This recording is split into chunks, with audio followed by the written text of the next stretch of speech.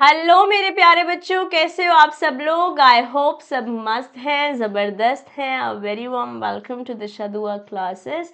जय हिंद मेरे प्यारे बच्चों। सीएमए इंटर में हम पढ़ रहे हैं आपका paper number 5 business laws and ethics, जहां आपका यूनिट 1 जो मॉड्यूल 1 है introduction to laws and legal system in India का आज हम थर्ड सेशन करने चल रहे हैं। जहां लास्ट सेशन में जो बातचीत ख़त्म करी थी हमने करी थी आर्टिकल 32 पे ख़त्म।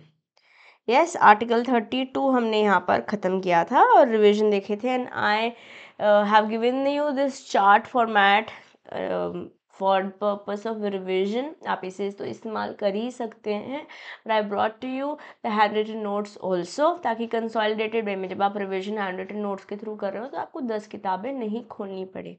इसलिए मैं आपके पास हैंड रिटन नोट्स के थ्रू भी ये आर्टिकल्स ले आई हूँ। तो फटाफट से एक बार क्विक रिवीजन करते हैं और फिर आज का सेशन शुरू करेंगे। तो आज हम कुछ बातें देखेंगे जैसे कस्टम्स या जुडिशियल प्रेसिडेंस या लेजिस्लेशन, कुछ बातें आप चीज़ें पढ़कर आए हैं फाउंडेशन में, ठीक है। बट थोड़ा सा लेवल अप करेंगे, थोड़े बेटर एग्जाम्पल्स लेंगे और जैसे हमारे एग्ज़ाम का रिक्वायरमेंट है हम वैसे पढ़ेंगे। ओके, तो let's get going with a revision, quick 10 minutes revision and then will move forward. अब आर्टिकल 18 बात करता है अबोलिशन ऑफ टाइटल्स। जैसे आप किसी को कोई सर या राजा ऑफ कॉमर्स जैसा टाइटल नहीं दे सकते हैं, इट इज़ प्रोहिबिटेड। कोई भी स्टेट, कोई भी सरकार नहीं दे सकती किसी पर्सन को, किसी नो जने को। ओके, बट इसका एक्सेप्शन है, मिलिट्री में ऐसे मेजर, ब्रिगेडियर जैसे आप टाइटल्स दे सकते हैं। ऐसे एजुकेशन में किसी को डॉक्टरेट का जैसे टाइटल से नवाजा जा सकता है। ओके, बट जैसे हम स्टेट, हमारी खुद की गवर्नमेंट नहीं दे सकती, खुद के इंडियन टेरिटरी में हम नहीं ले सकते किसी तरीके का टाइटल, उसी तरीके से प्यारे बच्चों आप फॉरेन कंट्रीज से भी कोई टाइटल नहीं ले सकते हैं विदाउट प्रेसिडेंशियल कंसेंट। अगर किसी ने ले लिया है तो वायलेट करेगा और फिर उसे रिलिंक्विश करना पड़ेगा अपना ये title. Okay, citizens cannot accept titles from foreign government also without presidential consent। अब प्रेसिडेंट के कंसेंट से तो कर सकते हैं। अब आर्टिकल 19 के बारे में बात करते हैं। तो आर्टिकल 19 बात करता है राइट टू फ्रीडम, जहाँ हमने 6 राइट्स के बारे में बता रखा है। Right to speech and expression, right to assembly, right to form association, right to movement, right to reside and settle anywhere in India, and right to have any kind of profession, business, occupation, trade. Yes, और यहाँ पे हमने कौन कौन से articles देखे थे दोस्तों, सब क्लॉजेस बोले तो लॉज बेसिकली है ना। Article 19 1A B C D E and G F मंगाया था, ठीक है ना। ये हमने याद कर लिए थे तो ऐसे ही रख लेते हैं। बट रिस्ट्रिक्शन है, मतलब फ्रीडम ऑफ मूवमेंट एटसेट्रा कब नहीं होगी, जो हमने ऊपर फ्रीडम्स बोली है कब अप्लाई नहीं करेगी, अगर सिक्योरिटी, पब्लिक ऑर्डर, डिसेंसी या सोवरेनिटी पे क्वेश्चन उठ रहा है, तो इन केसेस में ये मूवमेंट्स या ये राइट्स पे बेसिकली आपकी कुछ रिस्ट्रिक्शंस लगाई जा सकती हैं। जैसे मैंने आपको कोविड वाला एग्जाम्पल दिया था।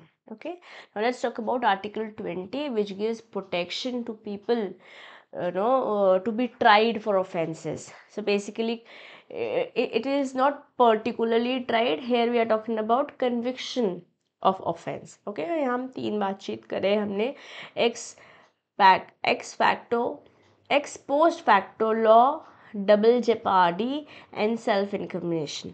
एक्स पोस्ट फैक्टो लॉ, कोई भी रेट्रोस्पेक्टिवली आप criminal activity, criminal liability create नहीं कर सकते हैं। डबल जेपार्डी, एक बंदे को एक बार से ज़्यादा सेम ऑफेंस के लिए ट्रायल भी नहीं दोगे। सेल्फ इनक्रिमिनेशन, अगर मान लेते हैं मुझे या आपको जेल हो जाती है तो आप हमारे से ज़ोर ज़बरदस्ती नहीं कबूल करवा सकते कि हमने ये गुनाह किया है, या cannot be compelled to testify against oneself. This was article 20. Now let's talk about article 21, right to life and personal liberty. यहाँ पर वैसे तो कुछ ज़्यादा केस लॉज थे, बट 2 केस लॉज हम कोशिश करेंगे अपने दिल में उतारने के लिए, इसलिए मैं वो कंसेप्ट्स को यहाँ पर भी लेकर आई हूँ। बेसिकली बेसिक राइट्स हैं, जैसे right to life, right to dignity, right to privacy, right to health, right to education. Education particularly 21A में बोल रखा है, अगर आप 6 साल से 14 साल के हैं, basically elementary education free of cost मिलनी चाहिए आपको। Maneka Gandhi versus union of India में पर्सनल लिबर्टी बोल रखी है कि मेरा फालतू में पासपोर्ट नहीं ले सकते हो कि मैं कहीं और नहीं जा सकती विदाउट एनी रीजन। या person's passport can not be seized without a valid reason. ऐसे ही हमारे पास एक और केस लॉ हुआ था, या जुडिशल प्रेसिडेंट है R Raja Gopal versus state of Tamil Nadu, जहाँ पे राइट टू प्रिवेसी, आप फालतू में किसी की बेफालतू में बेसिकली यहाँ पे बिना मर्जी के किसी की कोई लेटर्स नहीं छाप सकते, फ़ोटोज़ नहीं छाप सकते, है ना। और कुछ स्पेसिफिक राइट्स के बारे में बात हो रखी है, जैसे right to food, right to shelter, right to privacy और राइट टू एजुकेशन, जैसे बताया आर्टिकल 21A में पर्टिकुलरली बात हो रखी है। बात करते हैं आर्टिकल 22 की। यहाँ बात हो रखी है protection against arrest and detention, correct. तो यहाँ पर क्या क्या पॉइंट्स है, ग्राउंड ऑफ अरेस्ट क्या होना चाहिए, बताना पड़ेगा आप क्यों बंदे को अरेस्ट कर रहे हो। लीगल रिप्रेजेंटेशन अलाउड है, even if you do not have money तो सरकार प्रोवाइड करेगी। मैजिस्ट्रेट अपीयरेंस हो जाना चाहिए विद इन 24 आवर्स। अगर आप डिटेन कर रहे हो विदाउट ट्रायल तो ये अलाउड है, बट लिमिटेड पीरियड, ताकि सेफ गार्ड कर सके। पता चल रहा है कि अनंत काल तक किसी को रख रखा है और उसको लेके ही नहीं जा रहे हो ट्रायल में जज साहब के सामने, ठीक है। फिर क्या है, आर्टिकल 23 बात करता है prohibition of traffic in human beings as well as force labour. जैसे मैंने यहाँ पे गंगूबाई का एग्जांपल आपको दिया था, ट्रैफिकिंग और लेबर फोर्स लेबर अलाउड नहीं है, बट अगर मिलिट्री रीजंस की वजह से, सोशल सर्विसेज की वजह से किसी को लोगों को लेके जाया जा रहा है, let's say for example, then yes it is allowed, that's an exception, okay. तो आर्टिकल 23। आर्टिकल 24 बात करता है प्रोहिबिशन ऑफ चाइल्ड लेबर, 14 साल से नीचे लोग हजार्डस फैक्ट्रीज इंडस्ट्रीज में काम नहीं कर सकते। आर्टिकल 25 बात करता है freedom of religion right guaranteed, हम सेकुलर नेशन में रहते हैं भाई, ये तो हमने प्रीएम्बल में बोला था। या freedom of conscience, right to profess, practice and propagate religion, जो सभी आप करना चाहते हैं अलाउड है। Rights of religious denominations, basically religious institution, तो वो बना भी सकते हैं, जैसे हमने गुरुद्वारे का एग्जाम्पल लिया था, उसे मेंटेन भी कर सकते हैं, ठीक है, मैनेज भी कर सकते हैं। आर्टिकल 27 बात करता है freedom from taxes of religious promotions. भैया जी आप रिलीजियस प्रमोशंस के लिए taxes, state from compelling individual कि आप दो ही दो for to pay taxes for religious promotion and maintenance, you can not do that, it is not allowed, it is prohibited, okay दोस्तों, it is prohibited under article 27। Article 28 बात करते हैं religious institutions in education, religious instructions in educational institutions, ये article 28 यहाँ बोल रखा है कोई भी रिलीजियस इंस्टीट्यूशन जो भी स्टेट फंडेड इंस्टीट्यूशन है, जैसे कि कोई गवर्नमेंट स्कूल या पब्लिक कॉलेज, वो रिलीजियस नहीं हो सकता है, रिलीजियस इंस्ट्रक्शंस नहीं दी जा सकती कि आपको यही करना है, बट इसके एक्सेप्शंस हैं। जैसे मान लेते हैं किसी स्पेसिफिक एंडाउनमेंट से, जैसे मैंने आपको अपना एग्जांपल दिया था, मैं कॉन्वेंट स्कूल से हूँ, इसी तरीके से कोई सिख स्कूल हो सकता है, कोई इस्लामिक स्कूल हो सकता है। या आर्टिकल 29 बात करता है कल्चरल एजुकेशन राइट्स की। यहाँ पे हमने डाउन साउथ का कन्नडा बेस्ड कोई लैंग्वेज लेता है तो उसको आप एडमिशन तो डिनाई नहीं कर सकते, बट कोई पर्टिकुलर हिस्टोरिक या प्रिजर्वेशन के लिए अगर कोई पर्टिकुलर स्कूल या कॉलेज बन रहा है तो बना सकते हैं, प्रिजर्वेशन ऑफ लैंग्वेज, स्क्रिप्ट और कल्चर के लिए it is allowed, okay. But उस बेसिस पे किसी और को एडमिशन देना आप डिनाई नहीं कर सकते, ओके। देन आर्टिकल 30 बात करता है राइट ऑफ माइनॉरिटीज़, बेसिकली कि वो माइनॉरिटीज़ अपना इंस्टीट्यूशन बना सकते हैं। अगर मान लेते हैं सरकार उनका कोई लैंड या कोई प्रॉपर्टी एक्वायर कर रही है तो प्रॉपर पेमेंट होनी चाहिए उन्हें, और किसी भी तरीके के अगर सरकार की तरफ से सपोर्ट या हेल्प मिल रही है तो उनको भी मिलना चाहिए, वहाँ पे कोई डिस्क्रिमिनेशन नहीं होना चाहिए। आर्टिकल 32 तो रिट्स के बारे में बात करता है, बेसिकली कॉन्स्टिट्यूशनल रेमेडीज़। हमने 5 रिट्स पढ़ी थी, हमने जब पढ़ाई करी थी तो हमने कहीं ना कहीं प्रोहिबिशन और को वारंटों को साथ देखा था, but I want you guys to have a detailed और a better understanding of the topic, इसलिए मैं यहाँ पर थोड़ा डिटेल लेकर आई हूँ, दोनों में डिफरेंस क्या है। हेबियस कॉर्पस ताले और चाबी से याद कर लो कि आपको जेल की सलाखों के पीछे बिना वजह नहीं डाला जा सकता है, अनलॉफुली डिटेन नहीं किया जा सकता, और कोई करता है तो आप डायरेक्ट सुप्रीम कोर्ट के पास ये रिट फाइल कर सकते हो, हेबियस कॉर्पस। फिर मैंडेमस, आप पॉइंट आउट करोगे फिंगर उस बंदे के ऊपर जो बेसिकली पब्लिक अथॉरिटी पे तो है बट अपना एक्टिविटी परफॉर्म नहीं कर रहा है। You can compel the person to perform their activities, है ना। जैसे हमने यहाँ पे एग्जांपल दिया था कि अगर कोई इलेक्शन में खड़ा हो रहा है तो हमें देनी पड़ेगी आपको इन्फॉर्मेशन, करेक्ट। प्रोहिबिशन प्रिवेंट करता है लोअर कोर्ट को या किसी अथॉरिटी को, किसी पर्सन को, to exceed their authority. Okay, then we talk about certiorari. यहाँ पे मैंने गैवल, ऑर्डर वाला गैवल दिया है एज अ सिंबल, ये इसका सिंबल है। यहाँ पे देखो ये स्टॉप का सिंबल है, मैं लिख देती हूँ ताकि आप जब पढ़ रहे हो तो आपको पता हो। ये स्टॉप का सिंबल है, ये तो है ही, है ना, ये भी है ही। ये बेसिकली गैवल है। मेरी ड्राइंग बहुत अच्छी नहीं है, आपने देख ही लिया होगा। उसका सिंबल मैंने बना रखा है, रिव्यू कर सकते हो, करेक्ट कर सकते हो। अगर कोई डिसीजन लोअर कोर्ट ने दिया है तो अपर कोर्ट उसे ठीक कर सकता है। And quo warranto basically to challenge the legality of a person, okay, holding a public office, की भैया इसकी तो पोजीशन ही नहीं है, how can he hold it, that is talked about in quo warranto. These are 5 writs that have been talked about, constitutional remedies in Article 32, and that was it। यही articles हमने पढ़े थे, लगभग 1.5 घंटा लगाया था, और अब हमने 11-12 मिनट लगाए हैं टॉपिक को रिवाइज करने में। आज का सेशन चालू करते हैं। Let's get going with today's session. बात करेंगे sources of law. Sources of law, India में 3 सोर्स ऑफ लॉ हैं जो हम पढ़ने वाले हैं, आइए देखेंगे। In some legal systems court decisions are binding as laws, सरकार कोर्ट ने बोल दिया, जज ने बोल दिया, वो लॉ है।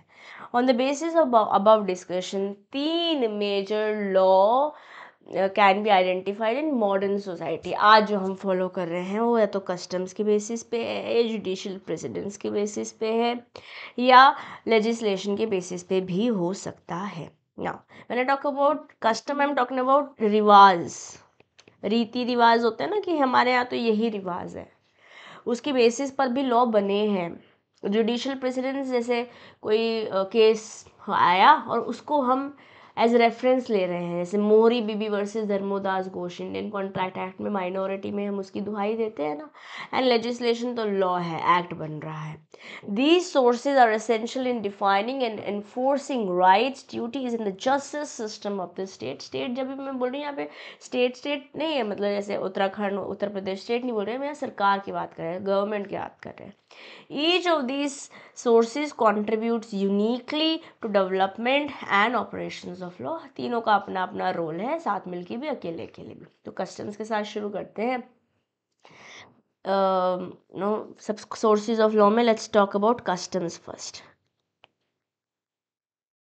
जैसे मैरिज का ट्रेडिशन है, बहुत सारी ट्राइबल कम्युनिटीज़ में कुछ स्पेसिफिक मैरिज कस्टम्स हैं। जैसे आप बंगालीज देखेंगे तो अलग है, बनिया समाज देखेंगे तो अलग है, पंजाबीज अलग कर रहे हैं, सरदार अलग कर रहे हैं, क्रिश्चियनिटी में अलग हो रहा है, इस्लामिक प्रोसेस अलग है ना। या फिर इसमें और मैरिज कस्टम्स में हम एग्जांपल ले सकते हैं डाउरी या gift exchange.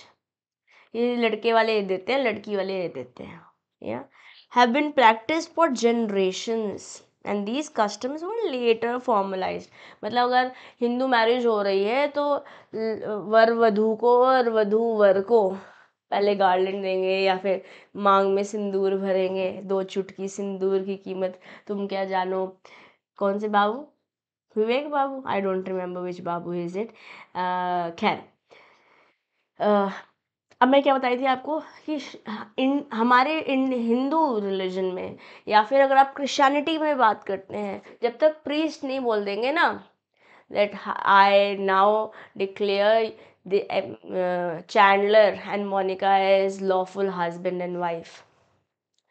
Now you may go ahead and whatever the bride ये सब होता है ना। ऐसे ही हिंदुइज्म में जब तक 7 फेरे नहीं हो जाएंगे और फिर पंडित जी बोलते हैं आज से आप पति पत्नी, आज से आपकी शादी शुरू होती है। तो ऐसे this is a proper process, custom चलता आ रहा है जो आज प्रॉपर लॉ बन गया है। उस पर हिंदू एक्ट है हमारे पास, हिंदू मैरिज एक्ट है उसके लिए हमारे पास, ओके। या शारिया लॉ भी इसी से रिलेटेड है कुछ किसी किसी कंट्री में, हमारे इंडिया में एग्जाम्पल दे रहे हैं। एक और एग्जाम्पल लेते हैं, ऐसे ट्रेड प्रैक्टिसेस की कुछ कस्टमरीज हो सकती हैं। जैसे मार्केट में, अर्ली मार्केट्स में, जैसे पहले क्या होता, ज़बान की वैल्यू होती थी, अब तो लोग साइन में भी गड़बड़ कर देते हैं, है ना। तो क्या बोलते हैं, ओरल कॉन्ट्रैक्ट भी लोग उसे फॉलो करते थे, this is how things work, ऐसा ही रिवाज था, ऐसे ही चल रहा था, ओके। जैसे हैंडशेक किया, कोई रिटन डॉक्यूमेंट नहीं किया, ये कस्टम था। Over time laws like contract act have been developed through these practices, but है तो सोर्स ऑफ लॉ ही ना, सोर्स ऑफ लॉ पढ़ रहे हैं ना हम कस्टम को। इसी तरीके से अगर मैं आज बात करती हूँ, even now some customary laws are recognised in areas like inheritance, ना कौन बनेगा वारिस, स्पेशली इन रूरल कम्युनिटीज, इसलिए लोगों को, बहुत सारे लोगों को लड़के चाहिए होते हैं, because this is the custom, this is how things have been happening, but today things have been revised. जैसे in parts of India customary rights to land and property still is influenced by legal decisions, ठीक है। तो ये कुछ customs हैं जिसके basis पे हमारा सोर्स ऑफ लॉ बना है। दूसरा तरीका है हमारे पास जुडिशियल प्रेसिडेंस,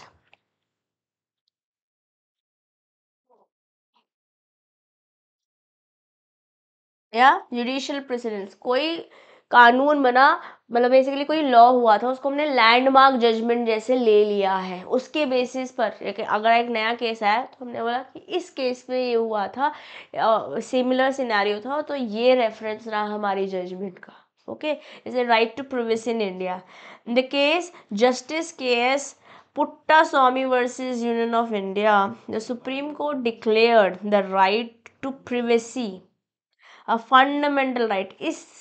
इस केस लॉ से, इस केस से बेसिकली ये डिसीजन बताया गया कि भैया हाँ, एक इंसान के पास राइट टू प्रिवेसी तो होनी चाहिए, okay. This precedents now guide future cases related to privacy, तो जब हम प्रिवेसी से रिलेटेड केस चल रहा होगा तो इस केस को रेफर किया जाएगा, इस लैंडमार्क जजमेंट को रेफर किया जाएगा, जिसको हम बोल रहे हैं justice K S पुट्टा Swami versus union of India, okay, such as data protection and surveillance. एक और एग्जाम्पल लेते हैं, self defence cases. If a court in the past, किसी कोर्ट में हुआ था, lower court, upper court, supreme court, कहीं पे भी, rule that using reasonable forces to protect oneself is legal. मान लो कोई आपको मार रहा है, जैसे गाड़ी चला रहे थे आप, अचानक से 5-6 लोग आ गए, अंधेरा सुनसान सी जगह है, और वो लोग आपको मारने लगे, तो now to protect yourself you can, you can also react to this situation. Future court follow this precedent, अब ये जो जजमेंट आया था, फ्यूचर में अगर सिमिलर केसेस होते हैं तो इस प्रेसिडेंट का इस्तेमाल किया जाएगा व्हेन डिसाइडिंग सिमिलर केसेस। जैसे मान लेते हैं आरवी डूडले एंड स्टीफेंस केस हुआ था यूके में, set a precedent about necessity and self preservation which is still cited in survival related cases, okay. आज भी इसका दुहाई, इसका नाम दिया जाता है, ऐसे हुआ था जुडिशियल प्रेसिडेंस, ओके। तो कैसे काम करता है judicial precedents, lower courts must follow the rulings of higher court. जैसे मान लेते हैं अगर सुप्रीम कोर्ट ने रूल किया है किसी टैक्स रिलेटेड इंटरप्रिटेशन में, तो सारे लोअर कोर्ट्स को अप्लाई करना पड़ेगा same interpretation in similar tax cases. Of course copy paste तो कोई होते नहीं सेम केसेस, करेक्ट, ठीक है जी। चलिए अब बात करते हैं sources law of law as legislation.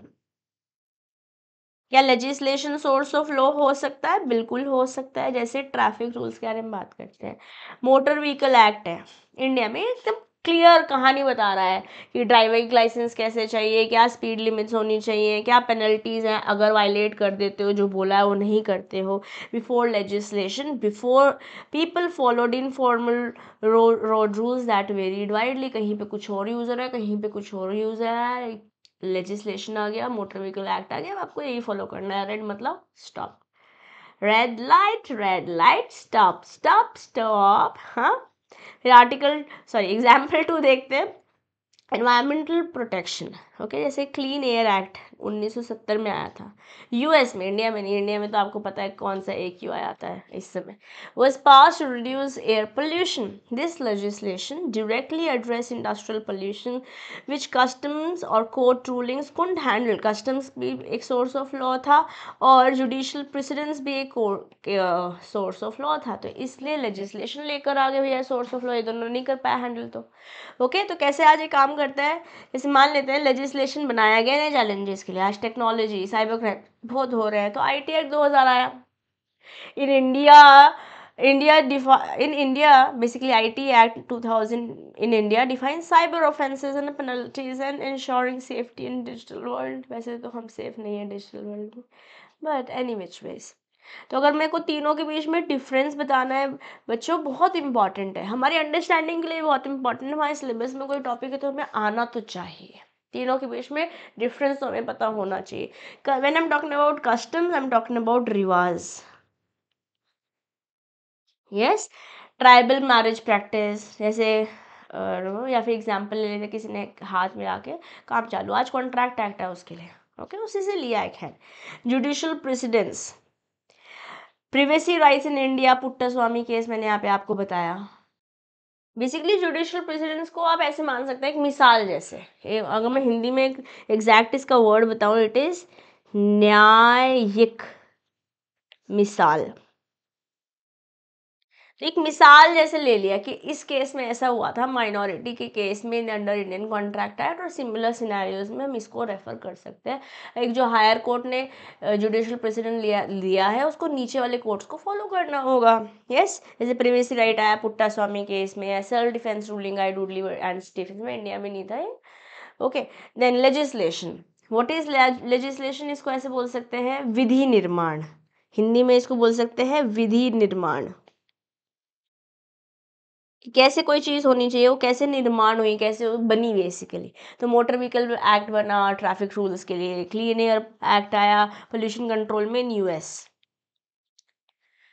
ठीक है, तो हर एक सोर्स एक इम्पॉर्टेंट रोल प्ले कर रहा है जब हम सोर्स ऑफ लॉ को समझने की कोशिश कर रहे हैं, in creating also and enforcing also laws that reflect society's traditions, बोले तो कस्टम्स, इंश्योर कंसिस्टेंसी, प्रेसिडेंस आ रहे हैं, ऐसा नहीं हो सकता कि एक रूलिंग में तो ये आया था और एक में ये आ गया, सिमिलर सिनेरियोज में, एंड एड्रेस इवॉल्विंग नीड्स, जैसे हमने लेजिस्लेशन का एग्जाम्पल थ्रू ट्रैफिक राइट समझा, अपनी अपनी अलग अलग जगह पे काम नहीं चल सकता है, this is what will have to follow. Okay तो ये तो हमने समझ लिया कैसे, नींबू पानी आई है वर्जिन हुई तो हमारी किताब क्या बोल रही है, ये भी तो समझना पड़ेगा ना.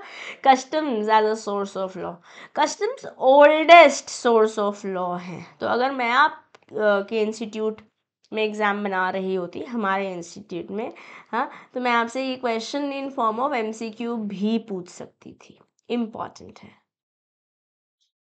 Okay and consist of established practices जो सोसाइटी में फॉलो करी जा रही हैं over a long period of time. These customs acquire a binding और ऑब्लिगेटरी नेचर, मतलब ये फॉलो करना पड़ेगा. Okay over time and in certain conditions may be recognised as valid law. Definition: customs are long-standing practices that have been accepted as a normative behavior. कि ऐसा हमारे यहाँ तो ऐसा ही होता है. This is what is supposed to be followed in our custom. Yeah? इनके यहाँ ऐसा होता है, मेरे यहाँ वैसा होता है. ज़्यादातर जब इंटरकास्ट मैरिजेस हो रही होती हैं तब ये भसड़ बहुत ज़्यादा होती है, ये प्रॉब्लम, ये वाली प्रॉब्लम ज़्यादा होती है. Excuse my language hair.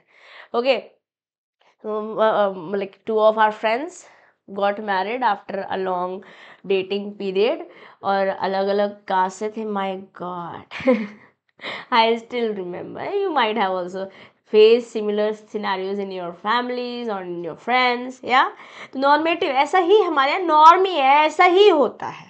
okay within a society.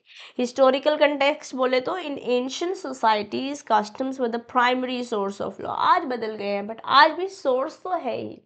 Custom को ऐसे ही उठा कॉपी पेस्ट नहीं करा है बट यस लॉ तो बना लिया है.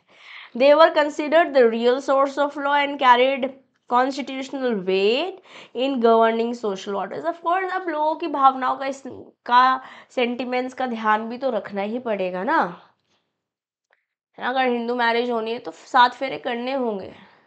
Okay, with the development of modern civilization, the influence of custom, of course, has decreased, and judicial precedents and legislation have become more important in this modern era. And I'll not comment any further because हम सबकी अपनी अपनी भावनाएं यहाँ पर हो सकती है।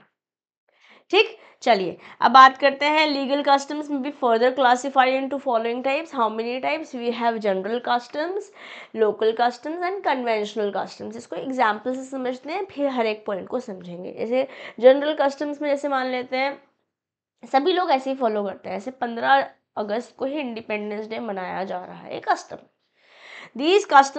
these types of customs prevail throughout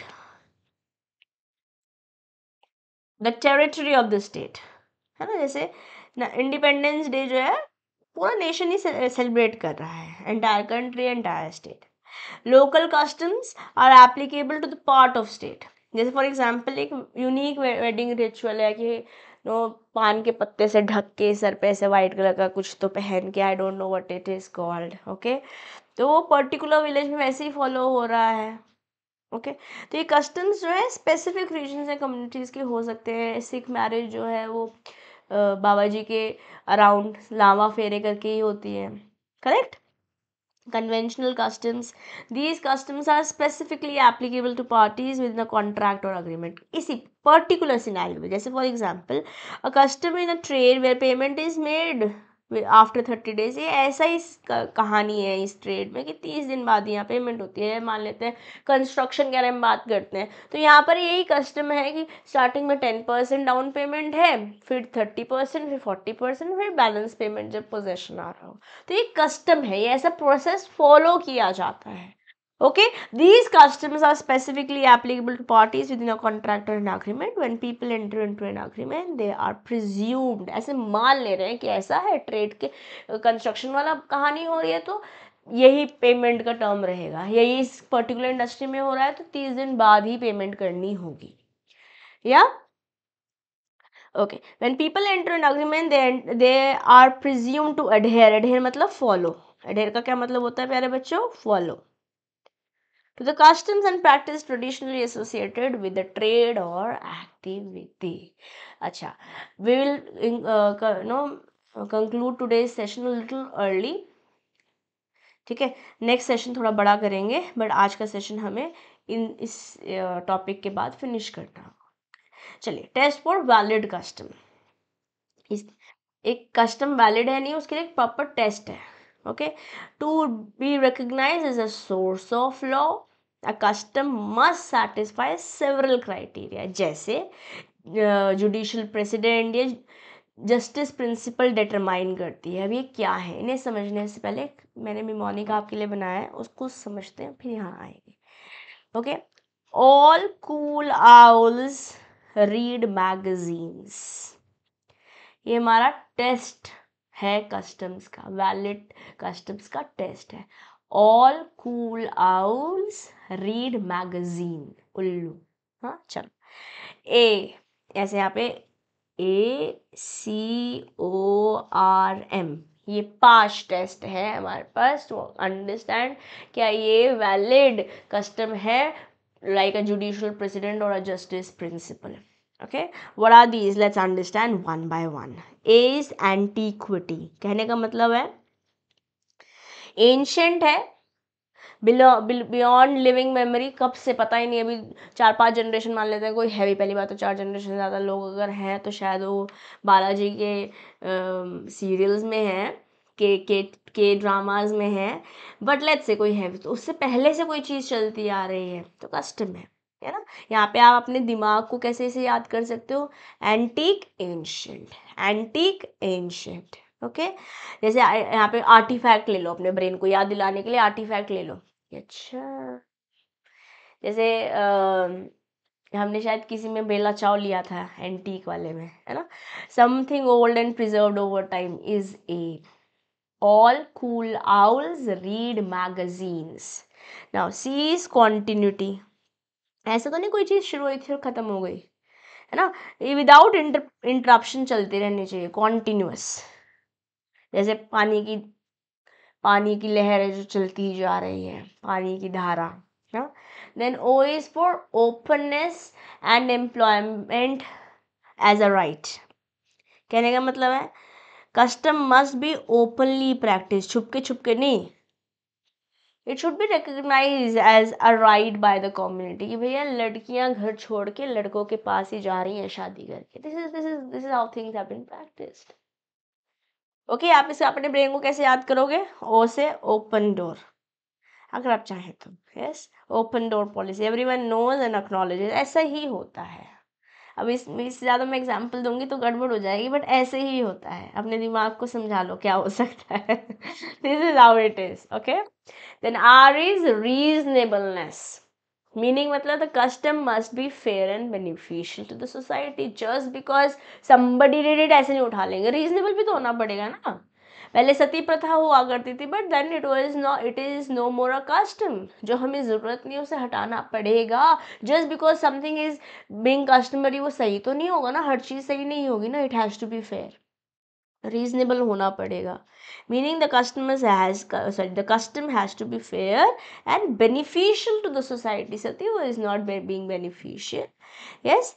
तो यहाँ पे लॉजिकल एंड जस्ट, यहाँ पे एग्जाम्पल आप सती का भी ले सकते हो,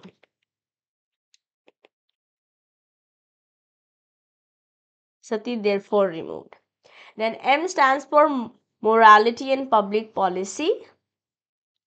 मोरल कंपस के अंदर आना चाहिए, जैसे कैसे बोल सकते हैं, इनफिडेलिटी, शादीशुदा लोग किसी और के साथ नहीं हो सकते रिलेशन में, या the custom must not violate moral और पब्लिक वेलफेयर, मतलब एक मॉरल कंपस को आप पिक्चर कर सकते हैं जब आप इसे याद कर रहे हैं। All cool owls read magazine.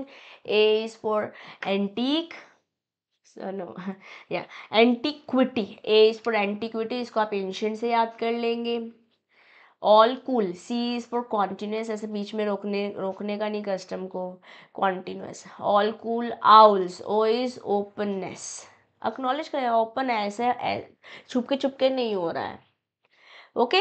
Then reasonableness, it has to be beneficial for the society, it has to be fair, जैसे सती सिस्टम, सती कस्टम था, फॉलो नहीं करते आज हम उसे, क्योंकि it was not fair for certain, like especially for women, yeah. And then morality and public policy, कोई भी कस्टम इसके अगेंस्ट नहीं होना चाहिए, तो मॉरल कंपस अपने ब्रेन को आप याद कराने के लिए यूज़ कर सकते हो। ये रहा all cool owls, read magazine is the valid test for customs, okay. शुरुआत कर रहे हैं, जब हमारी किताब में लिखा हुआ है इसको पढ़ लेते हैं। What it is saying, antiquity, the customs must be ancient, existing for so long that it is beyond human memory. However, in India there is no fixed time limit कि कब से आ रहा है कोई बता नहीं रखा है, it is only required the custom has been existing since these is immemorial, याद ही नहीं कब से है, चलता ही चला है, दादे परदादे एटसेट्रा के ज़माने से चल रहा है। Continuity, the custom must be observed without any significant interruption. Okay, a practice that is abandoned or disrupted for considerable period loses its status, फिर बाइंडिंग कस्टमर कैसे हो जाएगा, बीच में बहुत लोगों ने किया ही नहीं उसे, okay. Openness and enjoyment as a right, the custom must be openly practiced with knowledge of community. Secret practices or that lacking public recognition cannot qualify as custom. Chupke Chupke तुम चार दीवारों के अंदर क्या कर रहे हो हमको नहीं पता है, okay. The custom should be exercised as a matter of right. Reasonableness, for a custom to be valid it must conform to the principles of justice and public utility. अगर कोई custom unreasonable, harmful है, inconvenient है, उसको हम नहीं hold करेंगे, that cannot become a source of law. Morality and public policy, customs that are immoral or opposed to public policy are invalid. Courts have often declared certain customs as illegal if they promote immoral practices. जैसे मान लेते हैं, यह case हुआ था Mathura Nikon versus ESO Nikon. The Bombay High Court declared a custom of adopting a girl for immoral purposes invalid. भैया आप किसी को adopt कर रहे हो for immoral things, a girl especially, you can't do that, yeah. तो ये हमारे all cool owls read magazine, एक बार रिवाइज कर लेते हैं, आँख बंद करके आ रहा है क्या हमको? देखो, antiquity, continuous, openness, all cool owls read magazine, R is reasonableness and M is moral compass के बारे में बात, बेसिकली मोरालिटी के बारे में हमने बात करी है, पब्लिक पॉलिसी के बारे में। एग्जाम्पल माई बुक वाला मैंने आपको दिया है। Okay, now let's talk about impact of legislation on customs. जो न्याय करने वाले क्या है हमारे, हमने क्या बोला था, न्यायिक मिसालें, हाँ, certain customs have been abolished or modified by legislation action to align with contemporary values and standards. Child marriage is no more a custom that we follow. Previously permitted by custom, child marriage is now prohibited by law. 18 साल से नीचे आप शादी नहीं कर सकते, लड़के तो 21 साल से नीचे नहीं कर सकते। एंड रिवाइज्ड अगर देखते हैं तो ये भी लड़कियों की एज भी चेंज हो गई है। Okay, adoption laws, customary adoption practices have been revised by modern legislation to establish uniform adoption law. यहाँ पर भी आपके प्रेफरेंसेस कंसीडर नहीं करे जा रहे हैं, भाई हमको तो लड़का ही चाहिए अगर अडॉप्ट करना है। ओके, जुडिशियल प्रेसिडेंट, अब इससे हमारा कस्टम तो खत्म हुआ, जुडिशियल प्रेसिडेंट खत्म करते हैं। जुडिशियल प्रेसिडेंट रेफर करता है previous court decisions that set binding principles for future cases. This source of law is particularly significant in common law countries such as India, where the judiciary plays a pivotal role in interpreting the law को समझने के लिए judiciary का एक important role है, इसलिए judicial presidents use किए जाते हैं।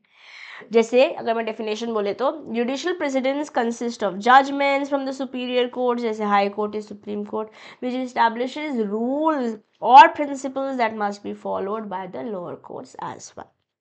हायरार्की एंड बाइंडिंग क्या है, बाइंडिंग नेचर क्या है? Judicial precedents operate on hierarchical system. Supreme court ने कहा तो हाई कोर्ट भी फॉलो करना पड़ेगा, नीचे वालों को भी फॉलो करना पड़ेगा। Where the decisions of high court are binding on lower courts within the same jurisdiction. This structure is established under the Indian Constitution. Example लेते हैं, जैसे हमारे पास एक कंपनी है और शाहरुख खान हमारा SRK है। ओके, इमेजिन एक कंपनी है, उन्होंने एक एम्प्लॉय को फायर कर दिया। एम्प्लॉय कौन? शाहरुख खान, SRK, बिकॉज उसने मना कर दिया मैं ओवर टाइम नहीं काम करूँगा। ठीक है, अगर करवाओगे ओवर टाइम तो पैसे देने पड़ेंगे, ऐसी बातचीत उसने कही। Shahrukh Khan takes the matter to the court, उसको निकाल दिया, जॉब से निकाल दिया। Okay, claiming it's against labour rights. तो सुप्रीम कोर्ट का क्या डिसीजन आया? सुप्रीम कोर्ट ने कहानी सुनी शाहरुख खान की, ओके, और डिसाइड किया, जजमेंट क्या किया? Forcing employees to work overtime without additional pay violates the fundamental labor rights. तो आउटकम क्या हुआ? ये रूलिंग जो है एक प्रेसिडेंट बन गई, meaning all similar future cases must follow this principle. तो यहाँ पर उस कंपनी का नाम वर्सेस शाहरुख खान, इस तरीके के केस बन सकते हैं, या शाहरुख खान, क्योंकि केस शाहरुख ने किया है तो प्लेंटिव हो जाते हैं, डिफेंडेंट वो होते हैं जिनके अगेंस्ट हम केस कर रहे होते हैं। तो Shahrukh Khan versus this XYZ company, ऐसे केस लॉ बन जाएगा, जुडिशियल प्रेसिडेंट्स हो जाएंगे। सिमिलर कहानी में इस केस लॉ को, इस जुडिशियल प्रेसिडेंट को रेफरेंस लेते हुए आप जजमेंट्स ले सकते हैं लोअर कोर्ट्स। ओके, या सिमिलर केस लेटर, जैसे मैंने अभी कहानी बताई, सिमिलर केस आया दोबारा से कि जो किसी को निकाल दिया। 2 years later, another employee, Sita, faces the same issue with different company. She files a case in district court, अब लोअर कोर्ट है। तो डिस्ट्रिक्ट कोर्ट ने सुप्रीम कोर्ट के अर्लियर डिसीजन को देखा, शाहरुख खान के केस में क्या हुआ था सेम रूलिंग में। तो Sita also wins the case because the supreme court decision applies to her situation similarly. तो यहाँ पर अगर इसको थोड़ा डिटेल में समझें तो सुप्रीम कोर्ट जजमेंट जो शाहरुख खान ने आया था, शाहरुख खान के केस में आया था, वो बाइंडिंग जुडिशियल प्रेसिडेंट बन गया। लोअर कोर्ट जैसे कि डिस्ट्रिक्ट कोर्ट सीता के केस में, जब सीता ने केस फाइल किया, ensuring fairness and consistency in labor law, they followed the same. This example shows how judicial precedents ensure the same laws are applicable equally in similar situations. ठीक है, सबके भेजे में जा रहा है। ओके, हायरार्की क्या है कोर्ट्स की, इसके बारे में आप फाउंडेशन में ज़्यादा डिटेल में पढ़ के आए, अभी कम डिटेल में है। सुप्रीम कोर्ट सबसे ऊपर है अपन के पास, that's the apex judicial body, okay. Highest judicial authority in India, जो डिसीजंस है वो बाकी सारे कोर्ट्स पे एप्लीकेबल है within the country, but supreme court is not bound by its own previous decisions, meaning it can choose to overturn it judgment if deemed necessary. पहले कुछ और बोला था, हो सकता है over period time things change, अपने पे बाइंडिंग नहीं है, अब सिचुएशन डिफरेंट हो गई है तो नया कहानी आ सकती है। एक केस हुआ था AIR 1991 सुप्रीम कोर्ट 2176 वॉल्यूम में हुआ था, reinforce the supreme courts bounding authority over other courts and it's autonomy from past ruling. Autonomy होता है इंडिपेंडेंस, पास्ट रूलिंग से खुद तो बचा हुआ है बाकी, बट बाकी सबको फॉलो करना है। ये नया लेकर आ जाएंगे तो बाकी सबको वही फॉलो करना पड़ेगा। ठीक है जी, भेजे में जा रहा है ना बच्चों। चलो हाई कोर्ट्स, अब हाई कोर्ट के जो भी डिसीजन है वो बाकी सारे लोअर कोर्ट्स पे एप्लीकेबल होंगे with in the same jurisdiction. Outside इस जुरिस्डिक्शन दीज जजमेंट्स और परसुएसिव वैल्यू, बाकी लोग इसको रेफर तो कर सकते हैं अपने स्टेट को छोड़ के कहीं और, अब किसी और जुरिस्डिक्शन में गई हाई कोर्ट है तो फॉलो तो कर सकते हैं किसी और स्टेट वाले को, बट बाइंडिंग नहीं होंगे। सेम जुरिस्डिक्शन में बाकी सारे लोअर कोर्ट्स को फॉलो करना होता है। हाई कोर्ट की कहानी, in cases of conflicting judgment within the same high court the matter में be referred to higher bench for resolution. अगर सेम कहानी है और दो अलग अलग सिनारियों में अलग अलग रिजल्ट्स आए हैं, ओके, तो हायर बेंच के पास लेके जाया जा सकता है ताकि एक सल्यूशन निकाला जाया जा सके। Okay, high courts can follow decisions of the privy council and federal courts as long as they do not conflict the supreme court ruling। Privy council या फिर से फेडरल कोर्ट का आप रेफरेंस ले सकते हो, बट सुप्रीम कोर्ट की ruling को क्या अगेंस्ट नहीं जा पाओगे। Okay, then let's talk about lower court. ये हायरार्की में नीचे आते हैं। हायर कोर्ट्स को वो सब कुछ फॉलो करना पड़े, हायर कोर्ट्स जो बोल रहे हैं वो सब कुछ लोअर कोर्ट को फॉलो करना पड़ेगा अपने रिस्पेक्टिव स्टेट जुरिस्डिक्शन पे। अगर कोई कॉन्फ्लिक्ट है between high court judgement from other different states, lower court is bound to follow जो उसके अपने खुद के स्टेट में हो रहा है। किसी और स्टेट में कुछ और हो रहा है, आप उसको वो नहीं फॉलो करना, आपको अपने स्टेट वाला फॉलो करना है। ठीक है, जुडिशियल प्रेसिडेंसी क्यों इंपॉर्टेंट है for stability and consistency legal system की। Courts often use precedents to interpret laws and apply them in new cases, thereby contributing to evolution of law over time. Okay, तो हमारे पास customs पढ़ लिए हमने, judicial precedence पढ़ लिए हमने, अब समय आ गया है to start talking about legislation. Contemporary legal system में लेजिस्लेशन प्राइमरी सोर्स हुआ करता था। Unlike custom and judicial precedents, legislation is directly created by the state, often through a sovereign authority. Sovereign कौन है? सॉवरेन हमने फर्स्ट डे पढ़ा था। What is sovereign? बताइए, क्या पढ़ा था हमने सॉवरेन में? आ रहा है याद? बाकी सारे आ गए अब आपको याद, समाजवादी, धर्मनिरपेक्ष, डेमोक्रेटिक, गणतंत्र, सब आ गया। फर्स्ट वाला याद है? सेकुलर क्या है? Sorry, what is sovereign? Sovereign क्या था? कम ऑन गाइस, स्वतंत्र, राइट? इंडिपेंडेंट या sovereign authority, independent authority or representative bodies. Legislation is the process by which the sovereign or an authority and authorized entity creates law. Etymology, the term is derived from the Latin word law, law से लिया गया है, and latum to make, sorry, law से नहीं लिया है, लेजिस से लिया गया। लेजिस का मतलब लॉ होता है। Etymology, the term is derived from the Latin legis बोले तो लॉ एंड लैटम बोले तो to make, which means to make और सेट अ लॉ। इटमोलॉजी, अब यहाँ से अगर मैं एग्जाम में क्वेश्चन बना रही होती तो मैं पक्का यहाँ से क्वेश्चन आपसे पूछ लेती इन योर MCQ। लैटिन इटमोलॉजी कौन से पहले वर्ड से आया है, कौन सी भाषा से आया है? लैटिन से आया है। लैटिन में legis means law and latum means to make, so to make or set law is etymology। okay, अब एस्पेक्ट्स क्या है? प्राइमरी या सुप्रीम लेजिस्लेशन कौन बना रहा है? So it is created bye sovereign और सुप्रीम अथॉरिटी, जैसे parliament of India. Subordinate legislature कौन बना रहा है? वो एंटिटीज या वो अथॉरिटीज जिनके पास डेलीगेटेड पावर है। मैम डेलीगेटेड पावर, ऊपर वालों ने कहा कि भैया ये हमारे पास ऑलरेडी बहुत काम है, ये हमने बना दिया, इसके नीचे का आप डिसाइड कर लो। डेलीगेटेड, अगेन इसके बारे में बहुत डिटेल में फाउंडेशन में फर्स्ट चैप्टर में पढ़ा है हमने। ओके, एग्जाम्पल जैसे मान लेते हैं law pass by British parliament, Indian parliament, ये प्राइमरी या सुप्रीम लेजिस्लेशन है। सबॉर्डिनेट में कोई लोकल गवर्नमेंट या रेगुलेटरी बॉडी ने कोई लॉ दिया है तो सबॉर्डिनेट लेजिस्लेशन हो जाएगा। Regulation in India, parliament's power is regulated by the constitution. Constitution बताएगा पार्लियामेंट के पास भी क्या पावर है। जबकि सबॉर्डिनेट लेजिस्लेशन वो डिपेंड करेगा सुप्रीम अथॉरिटी पे, जैसे हमने जिसके बारे में हमने सुप्रीम लेजिस्लेशन या प्राइमरी लेजिस्लेशन में पढ़ा है, उसकी वैलिडिटी और कितना कंटिन्यू होगा। तो नीचे जो डेलीगेटेड पावर्स हैं वो ऊपर वाले बता रहे हैं, है ना, जैसे बॉस बता रहा है सबॉर्डिनेट को क्या हो रहा है, उस तरीके से। अथॉरिटी प्राइमरी या सुप्रीम लेजिस्लेशन की hold supreme authority in legislative matters with in constitutional limit. Of course constitution को अगेंस्ट तो आप नहीं जा पाओगे, जो अपने आर्टिकल्स देखे हैं उसके विपरीत तो आप नहीं जा पाएंगे। Okay, authority delegated by sovereign और सुप्रीम अथॉरिटी, ये लोग दे रहे हैं इनको।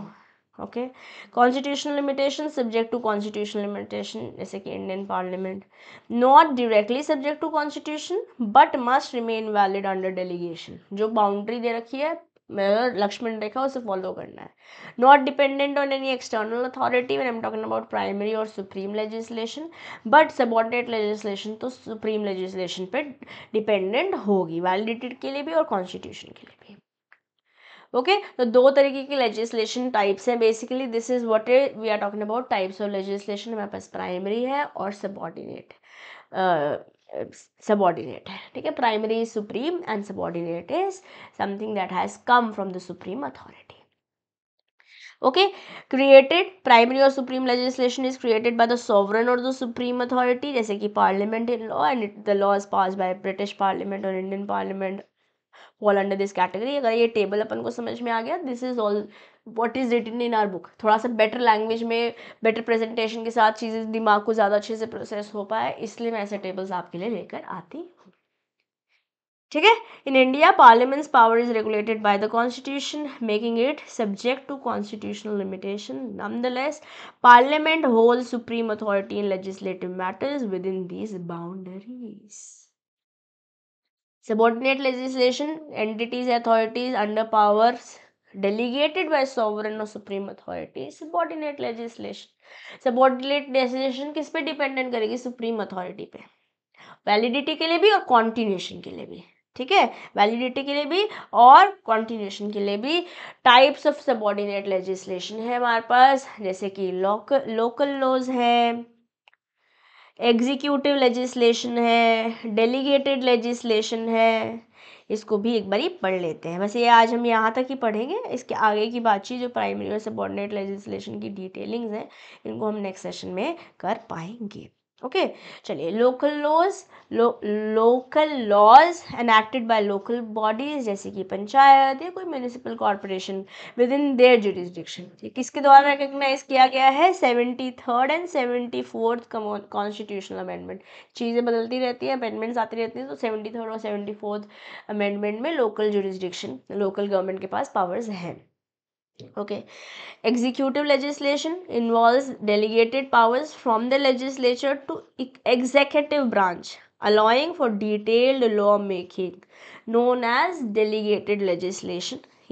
This type is increasingly common in modern governance due to technical complexity and the time constraint. भैया अगर लेट्स से रिलायंस के बारे में बात करते हैं, कंट्री के बारे में बात नहीं करते, एक कंपनी के बारे में बात करते हैं। अगर सारा काम ही सब कुछ ही अपने हाथ में मोटा भाई लेके बैठ जाएंगे, हमारे अंबानी भाई साहब मुकेश अंबानी जी, तो भैया और जो इम्पोर्टेंट काम है वो कौन करेगा? तो उन्होंने कहा कि ऐसा है, मार्केटिंग के लिए एक मार्केटिंग डिपार्टमेंट है, सीएमओ बना देते हैं, चीफ मार्केटिंग ऑफिसर, वो देखेगा ये पावर्स हैं उसके पास, डेलीगेट कर दिया उसी तरीके से। Okay, then delegated legislature enacted by executive branch. अब लोकल लॉज हो गए, एग्जीक्यूटिव लेजिस्लेशन आ गया, ये डेलीगेटेड लेजिस्लेशन से आ रहा है। Executed legislation known as delegated legislation okay. और डेलीगेटेड लेजिस्लेशन क्या है, एग्जीक्यूटिव ब्रांच द्वारा एग्जीक्यूट करी जा रही है, specially under circumstances requiring quick, फटाफट टेक्निकल डिसीजन चाहिए, जैसे इमरजेंसी है, कोई कॉम्प्लेक्स रेगुलेशन है। दो इट फेसिस क्रिटिसिज्म, लोग इतनी जल्दी एक्सेप्ट तो नहीं कर लेंगे। Delegated legislation is often considered essential, flexibility के कारण। ओके तो लेजिस्लेशन इंपॉर्टेंट तो है, मॉडर्न लीगल सिस्टम में legislation is seen as the most important source of law. क्यों सबसे ज़्यादा इंपॉर्टेंट क्यों है, why, because it is enacted by representatives of states, making it authoritative, follow करना पड़ेगा, and enforceable. It directly influences the rights and duties of individuals with in a society, दस shaping the societal framework. Okay तो थोड़ी सी बातचीत मैं आपको consolidated way में इसके लिए नेक्स्ट सेशन में समरी लेकर आऊँगी, क्योंकि अभी ये हमारा टॉपिक फिनिश नहीं हुआ है, ये थोड़ा सा और बड़ा है। यहाँ भी कुछ बातें करनी हमारी बाकी हैं, कुछ एग्जांपल्स देने मुझे, हर एक पॉइंटर्स को समझाना बाकी है, यहाँ ख़त्म नहीं हुआ है। देखिए स्क्रीन पर काफ़ी बड़ा चलता चला जा रहा है। इसके बारे में मैं आपसे नेक्स्ट सेशन में बात करूँगी, for because restriction of time की वजह से अभी मुझे यहाँ पे सेशन कंप्लीट यहीं पे छोड़ना पड़ रहा है। Okay legislative process in India next topic होगा, अभी हमारा आज वाला टॉपिक फिनिश नहीं हुआ है।